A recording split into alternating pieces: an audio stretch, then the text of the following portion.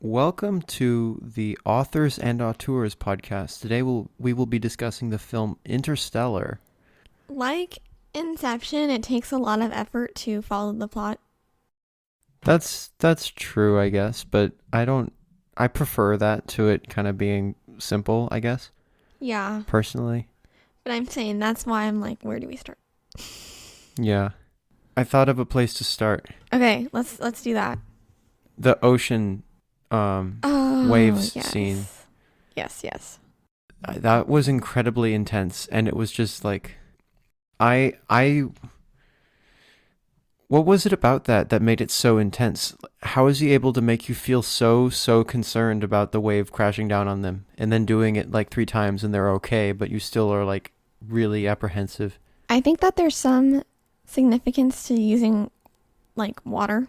Also the fact that right before that he's on the Endurance and he's talking about how most of the best ship captains never learn how to swim. And if they go overboard, then that's it for them. That's I interesting. thought that was interesting because that's right before they land on that planet. And another way he has the stress for that, I think, is knowing that every 10 minutes, or was it every minute or hour? Something was 7 years every time. hmm I forget. Was it every minute is 7 years? Every hour, I think. Every hour is 7 years? And then when they come back, it's been 20 years because Yeah. it's so close to the black hole that the relativity affects it. That's so interesting, though. Yeah. They got actual physicists and mathematicians to work on this film. Oh, that's interesting. The black Wow. hole sequence, every frame of that took, what'd they say? Over a day to film, or not film, to Wow. render. I think it might have been a week, but I don't want to say that because I'm not sure. It Wow. took a long time to render every frame for that because they developed a simulator that would actually simulate the gravity and all the actual calculations that would be necessary for it to be a realistic black hole. Wow, that's insane. That's so cool. Yeah, he does a lot of that in this movie, especially how slow the waves move and Yes. thinking about how that planet has heavier gravity than Earth. Like, that's pretty cool. But I don't know how the waves could get that tall. Oh, because of the black hole. Because Oh, yeah. yeah, it's pulling it. Yeah. That's why.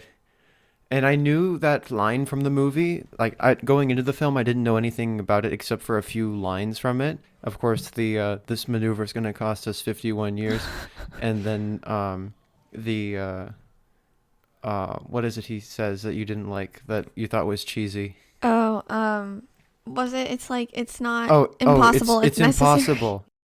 Yeah. I think Tars says it's impossible, and he goes, "No, it's necessary." I liked that. I thought that was good. I knew that line from it, and then there was like one other. It's the waves. He goes, "Those aren't mountains. Those are waves." Those short lines. That's what I knew from it. So I was kind of expecting that, but I wasn't thinking about it, and it's still like I I don't know. It amazed me. It felt real. Like, oh my gosh, they got to get out of there. And there's like Yeah. so many different reasons that they have to go as quickly as possible. And I think that each of those is being kind of dealt with in a way that's bad while they're on the planet by not doing anything. And like you can feel when he can't do anything, he's just sitting there like the audience, like we can't do anything. And what's her name? Anne Hathaway is trying to get off the ground, and we're like, no, no. And Yeah. I don't know. That scene made me really like Tars. Yeah. That was such a cool scene. The I think that was definitely the most stressful scene. Definitely. Which is crazy considering all the other things that happen in this movie. Going through a literal black hole is less stressful than watching someone wade in water. Yeah. Well, this is off topic. I was thinking about this, and I think that the message of the movie is like the power of love. I think that's what Christopher Nolan intended, but I don't know if that's what I got from it because they do have those lines about love being something that reaches across like different dimensions. And then what was Anne Hathaway's character's name? Doctor Dr. something. Brand Dr. Brand, I think. Yes. Dr. Brand, she's like, love is the only thing we have that reaches across time and space. Yeah, that And transcends it time and transcends space. time and space, yeah. And then Matthew McConaughey, Cooper, is just like, gravity. And she's like, okay, fine, gravity too, but like, I want to go see that one guy on the planet. And the fact that that planet ends up being the one that actually has life, Mm-hmm. or he actually survived and is not, evil, I think that has something to do with that message. It kind of reinforces it, especially considering that's the last shot of the film, is us finding out that she made it out okay. Yeah. And that time has passed kind of the same way for her that it has for Cooper. So they're still connected in that, but the whole world has moved on, which is really interesting. Yeah, I think the message was also shown when he was in the fifth dimension and he was trying to communicate to her. Well, his love was influencing him to use gravity to go across time and space. Yeah. So it does kind of keep that message, yeah. I thought that was pretty neat. I mean, the paradoxes are there for sure. Yeah. But I'm glad the film doesn't explain everything, but I mean, you're supposed to wonder, like, how does that work? And you don't get to understand, I think, but we never see or understand or get any kind of real introduction to the beings that made the Tesseract for him. And it's just kind of hinted that they made that so that he could make those paradoxes and lead himself there and get Dr. Brand to that planet and save humanity. But it seems like the humans end up going out into space anyway, and they have the space stations and stuff. Yeah. Because of Murph. And she, like, that would, I guess, is it just his role to inspire her to do that? Is that why that's obvious. Oh, wait. Yeah, so the whole Tesseract, that's all her room, and that's every moment in her room. So the reason that Cooper, let's figure this out though, because like the reason that Cooper had to be in the Tesseract was to Murph was already interested in these things. Was it so that, I remember, it's like the most important part of the movie where he uses the watch to communicate quantum data, which allows them to go through the black hole and keep humanity alive. Yeah, that's why. Yes. Yeah, I also thought this was interesting because in the beginning, it seems like Cooper is like the chosen one. Yeah. But then later, it turns out to be Murph. Yeah, and that's kind of being hinted at a lot throughout it, where she's super smart and she's mad at people for not believing the truth and things. Everybody who she meets is always like, oh my goodness, she's gonna be a big deal one day. Yeah. And Cooper's like, yeah, I think that'd be great. And then she ends up, I don't know, I think that definitely is reflected in one of the last scenes where he's on the space station. They're like, oh, this is Cooper's space station. He goes, you named it after me? And they're like, no, but we named it after your daughter. He's like, oh, okay. Yeah. But then right after that, it kind of reemphasizes how important he is, because that one guy's like, I did my high school research paper on you, and I know all about your life on Earth. And he's kind of like, yeah, okay. I don't think he cared that much for his life on Earth, other than his family. Mm-hmm. And the fact that they replicated everything and made that kind of diorama of it is just because his daughter, all that stuff was important to her. And did they move the house, or did they make a copy of it? I think they made a copy of it. Yeah. Could be wrong. It's just interesting that Murph decided to like immortalize all of that, all of her hometown, not just the house. I think, I don't know why she did that. I think it could be that she missed life on Earth, which is the simplest explanation. Yeah. There's probably more significance to it, but I think it's just a sentimental thing. Yeah. I don't know. What was the deal with the clips from the Dust Bowl documentary thing? Oh. Those interviews? Yeah, that was like shown at the very beginning of the movie. And it's shown at the very end. Right. The screens around the house and stuff. Well, the clip they always use for that is saying they had to cover their faces so that the dust wouldn't get on them. Is that kind of, is that kind of setting up the idea of the space helmets? Maybe. Oh. And then also his space helmet gets cracked by not Brad Pitt. Is it Brad Pitt or is it the other guy? Matt Damon. Matt Damon, yeah. Matt Damon he's always in space, that guy.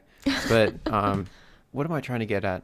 Them trying to keep dust off their faces and trying to keep the atmosphere off their faces, I think, is similar. Mm-hmm. Do you think that there's any significance in Murph burning the corn? I was confused about that. That was I don't know a why very she did that. bold thing to do. Why did she do that? Did she do that to get her brother away from the house? I think so. So corn is like a reoccurring motif just because it's all around their house, and then the scientists are like, oh, it's going to run out. I think it's a symbol for the humanity's attempt to survive, and ultimately it probably being futile. So yeah, her burning it is kind of showing like she's going to speed up the process, maybe. Or they were burning corn earlier in the film, like at the very beginning. I didn't understand why. Why were they doing that? Yeah, you're right. I don't know. Maybe what could happen to humanity if they don't take action. Yeah. I just don't understand why the farmers would do that in the story. Yeah. Let's see. I'm going to look it up. Farmers burn their fields to remove plants that are already growing up and to help plants that are about to come up. These are often called prescribed burns because they are used to improve the health of the field. Basically, it's killing the ones that are already taking the nutrients so that they can have more survive. Oh. Which definitely seems like a metaphor for the film. Well, it's the idea of sacrificing everybody who's left on Earth in Plan B to keep humanity alive. That's exactly what it is. Oh. That's a reoccurring metaphor for and when she does it, she's accepting Plan B, but she's also going to go against it when she gets the message from her father. So it's showing that she's okay with him having left and leaving them all there to die, even though she's upset about it then. Her understanding that that's how humanity could survive is her going and burning the corn. Yeah. Interesting. That's good. That's good. I want to talk about Dr. Mann. Okay. Matt Damon. Yes. Oh, and the fact his name is Dr. Mann, Exactly. I think is significant. That's what I was getting at. I think I'm going to do a bad job of explaining this, but I think that he kind of represents the certain population of people that are refusing or pretending like what's happening isn't happening and that, oh, they're fine, they're safe, but in reality, they're not. Yeah. And he's a complete hypocrite. Yes. Because he's always talking about how just a few people cannot really understand that they have to leave behind all of humanity to save just the few. And I think that, what's the name of the old man? He's in Interstellar, not Interstellar. He's in Inception also, and he plays Batman's butler, Alfred. What's his name? Who plays the guy Alfred? Michael Caine. Who does Michael Caine play? Who does Michael Caine play in Inception? Miles. I think that Miles is a very similar character to Dr. Mann, but he actually cares about humanity. So Dr. Mann is kind of just trying to be like Miles in the sense that Miles wanted to, like, he was okay with leaving all of humanity behind just to save it for the future. I think the only reason he was okay with that is because the only person he really had close to him was his daughter, and she was one of the people who might survive. So even he couldn't get rid of his humanity. And Dr. Mann claims that he's gone beyond all of that. Even while he's fighting with Cooper, he's still trying to be acting like a martyr kind of. And like, oh, I respect you, Cooper, but you have the wrong idea. And I remember sitting there thinking, wow, this is great conflict because they're both right. And then it kind of gets turned on its head even more when, why did the base explode? I still don't really understand that. Did he blow it up? What happened there? I think he blew it up. There's so much that I couldn't tell you about that movie. There's just so much was happening. I think I'm probably wrong about this too, but I think at the time that that whole situation was happening, Murph was doing something. Like, was Yeah, she like burning the corn, or was that later? That's at the end. She was leaving the mess. No, that was on the water planet. What was she doing while that was happening? That's when I think. Is that when Miles dies, or is that later? Thought that was. I think that's when earlier. Miles dies. When they get back to the. Was that earlier? I don't know, but I think if we figured out what was happening where Murph was and what was happening where Cooper was and compared them, there's probably similarities, and There was that would one be transition. telling. I can't quite remember what it was, but there was some transition between space and Earth that I found really interesting and significant. Watching it again, I definitely would remember it, but I don't know what it is right now. I definitely am going to watch that again, though. It's immersive in a way that is kind of invisible, where you don't really realize you're in it until you get taken out of it. Yeah. Like, I had to go to the orthodontist in the middle of it, like I told you. Oh yeah. And all the way there, I was still kind of immersed in the movie, and it kept that. And when I came back, I had a conversation with one of my dad's friends and my dad, and then I just went back and I watched the movie, and it's like no time had passed, and it was really crazy. And my sister kept trying to give me food. She made dinner for me, and then she wanted me to have dessert, and I'd pause the movie, and I would be like shocked after pausing the movie, like, and then she would ask a question, I like wouldn't be able to process it. I'm like, I don't know what's going on. It's funny. I don't know what it is about it. I wish I knew, because I want to replicate that. Something that was very stressful for me was that there were like two situations happening at once, because there was the stuff happening on Earth and then the stuff happening in space, and they were intertwined, and that was a lot. Especially because most of the time it looks like neither of them are going to succeed in doing anything. Yeah. And everything hinges on both of them working. Mm-hmm. So, yeah, that's definitely...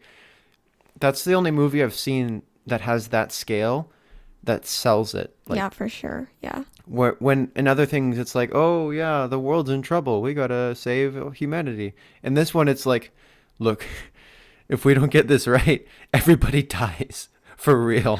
You're like, oh my gosh, everybody dies for real. And the movie's like, yes, it's real. And you're like, no. Yeah, the stakes are high. It's never been that compelling for me. I don't know what, I think it's the slow burn at the beginning where you're just kind of with him and you just see his normal life. And then you understand why he's the only person that could do this. And then you understand later why Murph is the only person who could actually do this. But kind of the beginning being slow and really quietly setting up the whole film, I think is what makes the space stuff so compelling, is that it grounds you first and you see normal life and you can kind of relate to it, and understanding that that's all this guy has ever known, and then him being sent to space, it's like it's a huge shock, but it fits really well. And the pace of the stuff that happens in space, I think, definitely has to do with the immersion that you feel in the movie. If it happened faster, it would not work so well, I think. I'm out of breath because I keep talking at the end of my breath, and then I have to go. Yeah. I want to talk about the watches. Yes. Because I think that they definitely have some symbolic value. Oh, yeah. What do you think? Well, it's definitely a symbol for time, and the fact that he and Murph both have one is kind of like, the whole movie is pretty much about time, gravity, and love, which is an interesting combination of things. Yes. And the fact that it's so constant all the time. Everything has to do with time or gravity or love. And that's really, really interesting. I think, so obviously that the surface level idea of her having the watch is so that she is keeping track of time on Earth and her dad is keeping track of time in space. And we never see his watch again, I think. So he loses track of time. I think. Oh, that's interesting. She keeps it though, because she's holding on to how long it is since he's left, and him using time to communicate her through gravity, motivated by love, is the unity of all three of those themes at the very end, which is why the ending works so well, even though it's really, really hard to wrap your brain around. Yeah. Like, you can understand. It's fascinating how simple some of the things are. Like, there's very complicated concepts, but all of them are for simple outcomes and simple reasons. Like, we don't have enough food, everybody's gonna die. That's a pretty simple concept. Like, you could explain that to a prehistoric being and they would be like, oh yeah, that's relatable. and the idea of love is also just a really basic human thing, and time is the structure in which all those things exist. So using those all at once as the plot devices for the film and as the themes for the film and like as the message of the film, you get all these really complicated outcomes from these simple ideas, because the ideas are so huge and they're tackled so directly that it just explodes everywhere. And that's part of the stress of the film, is all these things, like Dr. Mann not having care or love about the other astronauts adds a level of stress because that's been reversed. Time taking too long, and them kind of wasting time, that's part of the stress. And gravity influencing time is how that stress is able to actually be communicated. Like, that's why it actually exists in the story. So all three of those being used on the ocean scenes and emphasized even more with the introduction of kind of hate or lack of care with Dr. Mann is what makes those scenes so like like they just stand out more. They stand out, but they're terrifying in a way that's not like a horror movie. It's like, it's terrifying in an existential way. Yeah, I agree. That's interesting. I'm getting overwhelmed just thinking about it. And again, there's such simple things, but they can overwhelm you. Yeah, I'm overwhelmed right now. I could see it in your eyes. Who was your favorite character in this movie? Do you actually mean that, or is that sarcasm? Yes, but I say it that way because it seems so trivial to ask, in the sense that like this film deals with the nature of reality itself. I'm going to ask you who your favorite person was. Dr. Mann. No. Oh my gosh. The only unreasonable person in the entire film. I mean, this is probably very basic, but I would say Murph. Yeah. How about you? I liked Cooper. I know that might be a controversial take, but I think he's good. I'm being sarcastic. He's like, the film does so well with making it feel like he's trying to do everything he can, and he can't.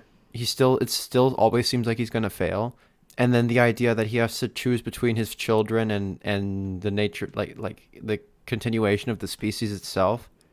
Like, choosing his children would obviously mean it could mean the end of humans, and choosing the end of choosing to continue humanity might mean that he never sees his kids again.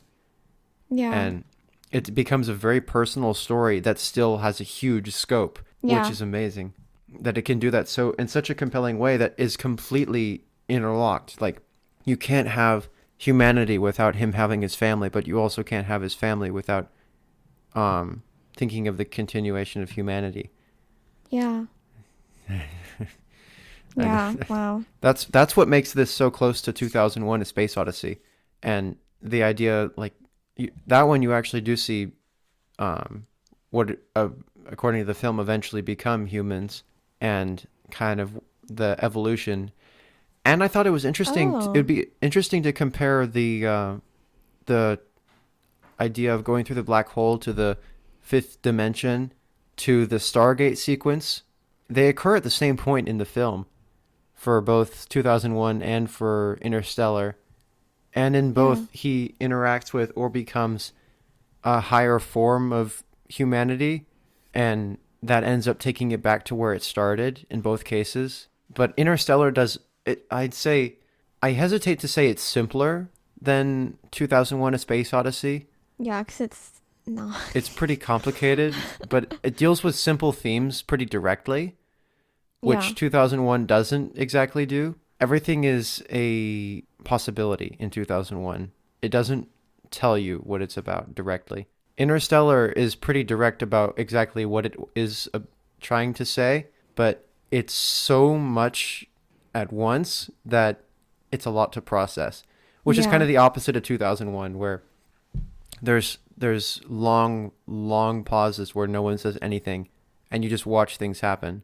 And the visuals are usually pretty simple in the sense that, I mean, they don't deal with huge scientific principles and theories and time travel and things like that, but they hint at it. Right. And it could be what's happening, but you don't get to know. So you don't have to think about it as much. But there's so much else that it could mean that's not at the top of my head when I watch that movie. With this one, it's like, yeah, we're going to fold this piece of paper. That's a wormhole. It goes through there. You're like, okay, I understand that. And then you go through the wormhole and everything's just crazy and you're like, Yeah. Are you glad I didn't compare it to the Lego movie? You know what? I'm going to do it. I'm going to compare this to the Lego movie right now. We've got our character, right? He lives a normal life. He's got a job and he doesn't really, I mean, he's made to care for it and the whole system is set up so that he cares about it, but he doesn't really. He's forced to fit into this system, but then he's introduced to a different side of the way that the world could be. And it's interesting. Oh. At the very end of the Lego movie, right? You've got him going through the tube to go into human world, which is a whole different plane of existence than the Lego city that he lives in.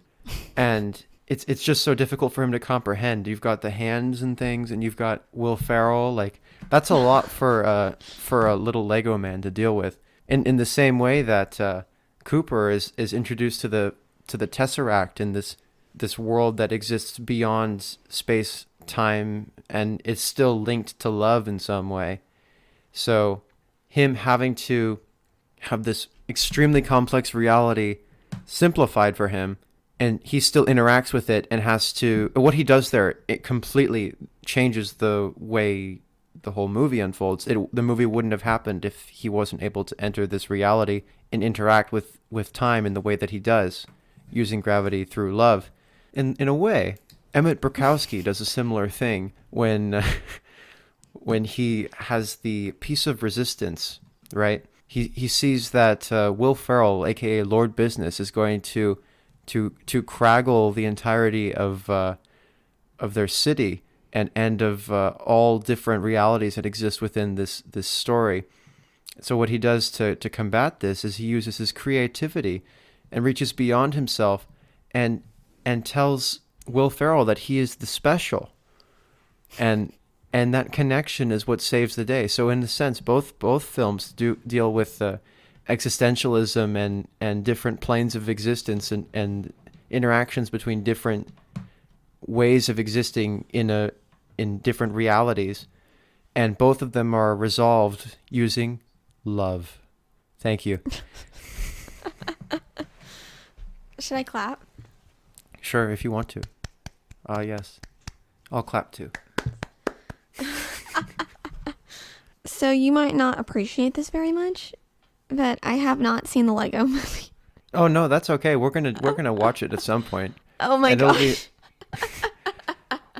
someone looking at just the list of films that we've done for this, it would be like, you've got Citizen Kane, you've got Rear Window, then we did 2001. Before that, we did... What did we do right before 2001? Spirited Away. Spirited Away, and before that, we did Citizen Kane. I think, no, right before Inception. Spirited Away, we did Inception, and then we did Very good. Citizen Kane first. Not to mention, we're going to do the Lego movie at some point. Of course, Oh my gosh. everyone knows Lego movies on the same... there's definitely the same caliber as these films. That's funny. What do you think about TARS and Case? Well, Tars talks enough for the both of them, according to Case.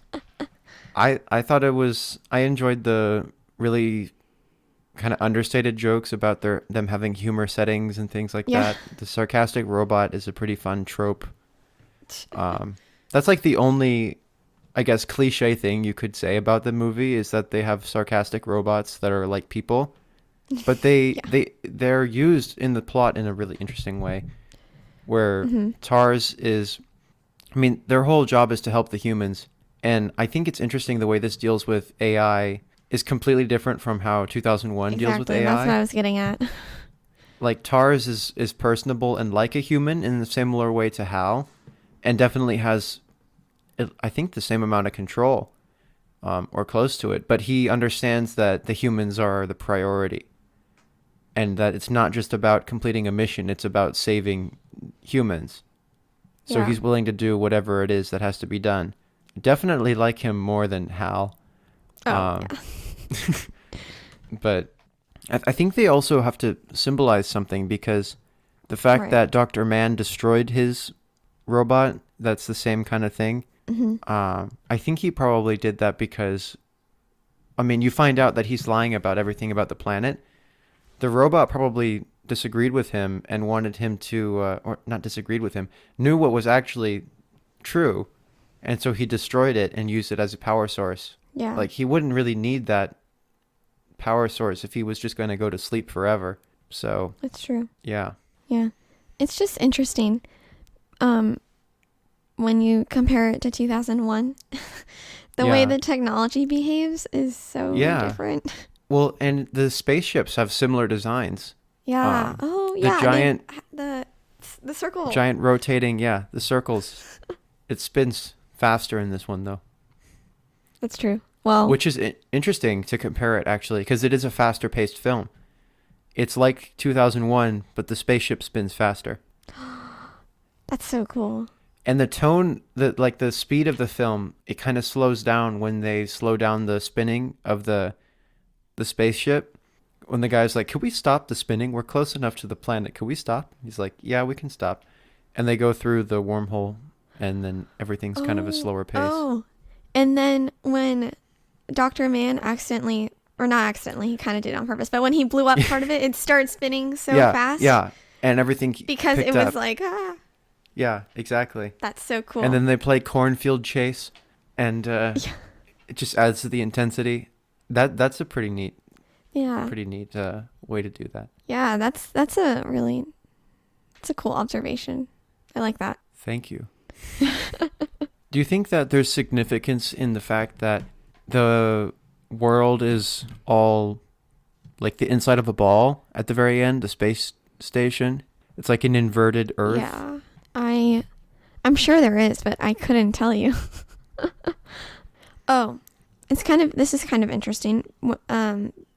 In Inception, you know that one scene where they're in a dream and Yes, I do know that it scene. like folds. I'm like, you know, Yeah, how it, yes, like, yes, comes yes. up and it does that. Yeah, Yeah. that's kind of like how they're living. Yeah. It's like a dream. It's a dream. When he woke up at the end, and I thought, oh no, was this all? No, please, Chris, no. And then he got up, and they're like, wow, hello, we found you in the fifth dimension. I'm like, okay, thank you. I didn't just spend 3 hours watching somebody's dream. Oh my gosh. I think he did that on purpose, as kind of like, that if any director would do it, it would be him. Where it's That's like, true. oh, guess what? This whole thing, it was in somebody's head. And obviously him having made Inception is part of that. So I think that it does have a kind of significance, because the character is probably wondering that too. Like, was that all real? Did I actually just go through all that? But Well, he's probably wondering, am I dead? yeah, Like, where am... That's what I would think, instead of like, was I in a dream? I think that he probably, I don't know. My first thought was that all a dream? Yeah, I think that's what it was trying to communicate. I wonder if there's more symbolism in that, but it might also just be that he thought he was in a dream, and maybe all of that was nothing. Mm-hmm. So that kind of extra layer of existential dread that the film was missing. Obviously, I mean, if there was one thing it didn't Oh have, my gosh. it needed another Yeah. layer, of course, of someone thinking, does any of this really matter? But then they kind of pull that back for once, and then it's like all okay at the end because you're like, I mean, that's the payoff is everything ends up being okay. Yeah. But it is that interesting moment of Christopher Nolan going, oh, oh, oh. did we just waste your time? No, it wouldn't have been a waste of time if it was all a dream, but it would have been a little bit irritating. Wait, okay. So earlier I looked something up about themes and stuff, and I still have the tab open. I'm looking at it now, and I just saw something. I just looked over at this thing, and it says, for example, Interstellar honors Stanley Kubrick's 2001 A Space Odyssey, demonstrated in its subject matter, space, and then they're comparing TARS and Case to the monoliths. The monoliths. That's interesting. Oh, wait. So the function of the monoliths in 2001: A Space Odyssey is that they influence humanity to progress. Those robots don't exactly influence them to progress, but they definitely help. As the quantum data I feel so fancy right now. The quantum data is collected by TARS in the black hole. So he's effectively giving humanity a tool to evolve or to continue to its next stage. As at the beginning, we're introduced to him on the spaceship, and it's kind of this funny banter about who's better at flying the spaceship. So it's arguing actually that humans can do for themselves the same kind of things that these robots can do to a point, and that they can't exist independently, of each other after a certain stage of adaptation or evolution, perhaps. Yeah, interesting. But yeah, I literally just looked over and I was like, wait a second. That's pretty cool, though. Funny. I mean, I Yeah, wouldn't have thought of that. I was that's thinking of them interesting as in comparison to Hal. Yeah. But the fact that it kind of connects Hal and the monoliths is interesting. That's interesting. I'm glad that we watched 2001 before this. Oh, yes. I don't know. It's so interesting, though, right? Like, Yeah. they fit together in an odd way. I mean, I don't think they agree with each other exactly, but they come at the same ideas in different ways. Yeah. Why a bookshelf? I wanted to address that, but I don't have an answer for you. I was going to ask you that. All right, let's start with the books, okay? So books. Okay. Books contain knowledge. Knowledge and written forms of knowledge in books is one of the ways humans have collected and stored information, stories, data, things like that. So the fact that he pushes them out to communicate with her, I think, is interesting. Are books a gateway to the fifth dimension of reality? Or is the fifth dimension of reality interacting with books in a way that communicates with humanity? Saying that forms of art is what allows us to transcend our plane of existence in simple ways. Like just with Morse code, it's dots and dashes. It's one of the simplest forms of communication.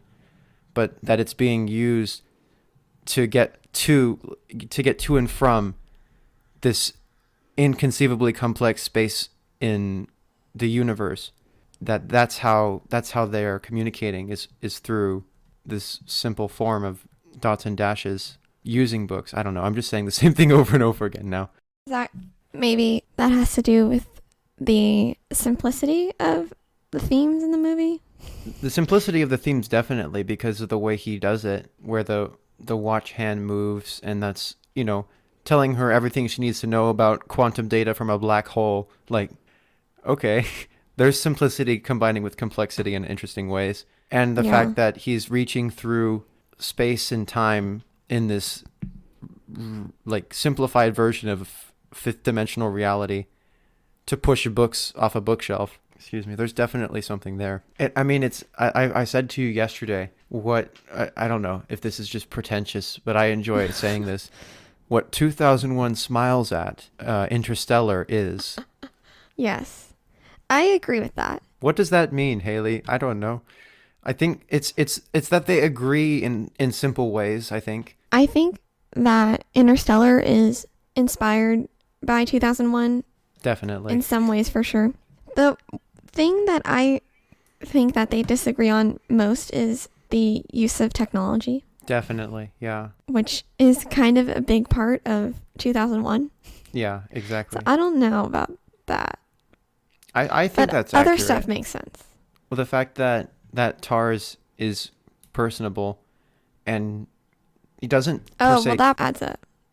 Yeah, he doesn't per se care about humanity, but he follows his programming and never really deviates from what Cooper wants him to do.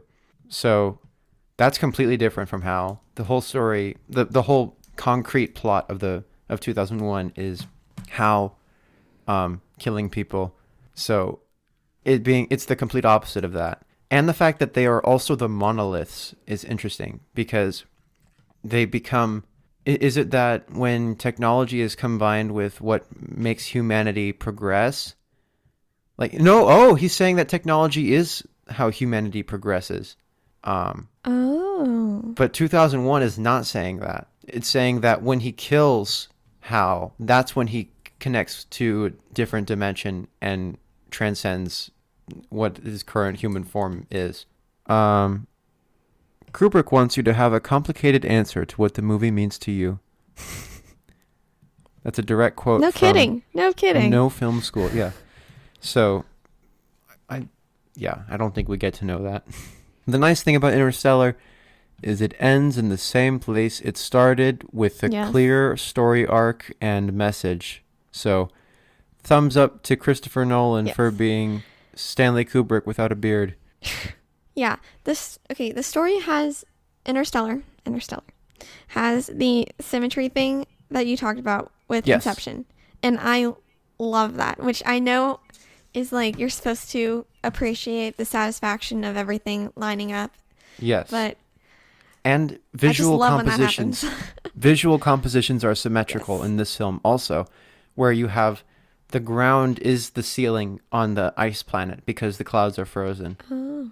So it could be just Christopher Nolan likes that, or it's a reflection of the plot. Oh, and the fact that we see that after the ocean planet, where the water is coming above them, and they try to escape it, only for them to come down on a planet where water is always above them, and the world becomes two-sided. And the fact that it ends with a circular Earth that is infinitely sided.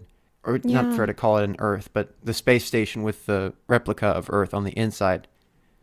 Definitely there's a progression of something coming up on the side, it being above them, and then a circle of existence. I don't know what it means, but it's there. And the fact that it's a symmetrical plot that ends with a circular Earth, but starting with a kind of normal Earth. Yeah. Flat Earth, if you will. Flat Earth. Oh my gosh. We're not flat earthers. We're not. Not yet. Not yet. Wait till Christopher Nolan comes out with a film about flat Earth. Oh my gosh. Makes you rethink everything, Hayley. That was a joke. That was a joke. I know. Yes. I feel like there are flat earthers all around the globe. That was actually really funny. That was good. I didn't come up with that. That was a tweet from the Flat Earth Society thing. Oh. But that makes it even better. I know that does. Oh my gosh, that was a good joke though. That was good. Do you want to? I can take credit for saying it, but not for inventing it. After talking about it, I like it more, which is not a surprise. But I like how stressful it is because the stress doesn't directly affect my life, so it's fun. I just like how it's kind of mind-blowing. Yeah, kind of. Yes. Well, it was completely mind-blowing for me. That, but I mean, can do that. It is mind-blowing for sure. Yes. I just really I enjoyed it a lot, and I liked comparing it to 2001. Definitely. I think that's interesting.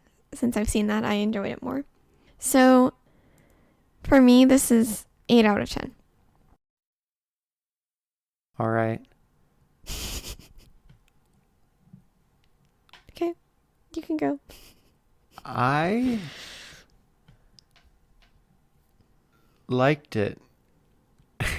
I found it subversively immersive and very clever with how it introduces exposition. I forgot to mention this.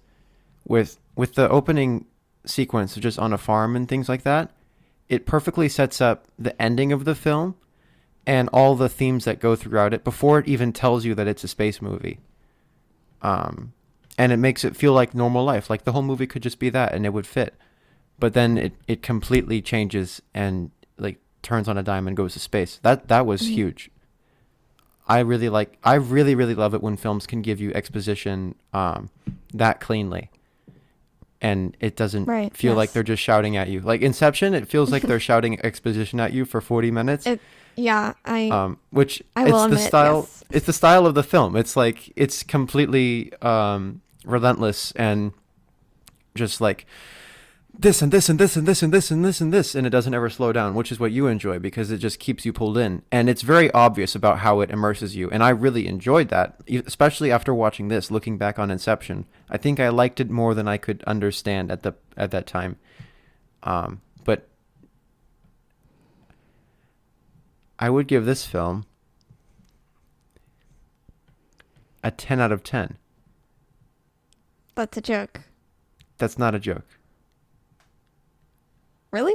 Yes. Really? Wow. Really? See, I kind of thought it was gonna be, you were gonna lowball me. No. I'm not saying this lightly. You really liked it? Yeah. Wait, okay, does this affect your ranking? Yes. Wow, well that's good. It puts it at second place for me. Wow. Yeah. Yeah.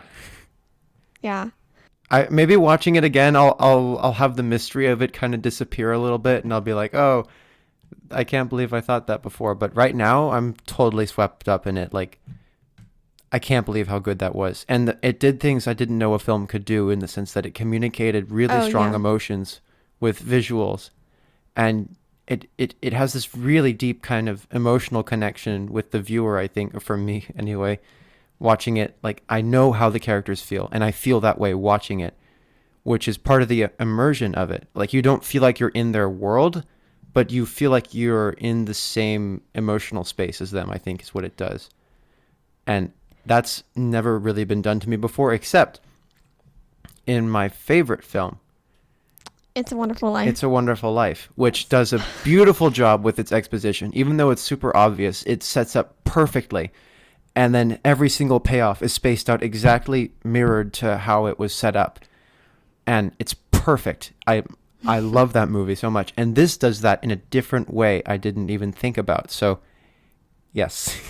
And I love the space stuff. And I haven't gotten that kind of thrill of a good space movie that I can understand in a plot sense. Sorry, Kubrick, but I don't get it. That's what puts this above that for me, is that I understand the plot completely, and I can see obviously how the characters change and grow throughout it, and the way it deals with time and all these ideas that are so fascinating to me, and having this kind of encouraging ending. Like, I love that. It's so good. The message that this film has is a lot more positive than Inception. Oh yeah, Inception is like, I'm sure you appreciated that. Oh goodness, yes. I can deal with the mind bending and all that if it at least goes, and I might be okay at the end.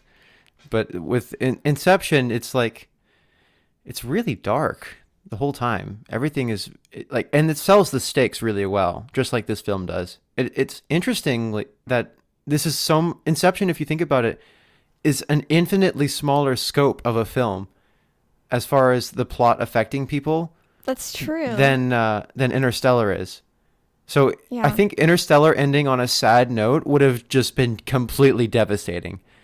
But Inception can do that and get away Right. with it in my book because it's so much smaller of a scope. Thank you for listening to this episode of Authors and Auteurs. If you enjoyed this episode, please follow us on Instagram. Why is this so hard? Thank you for listening to this episode of Authors and Auteurs.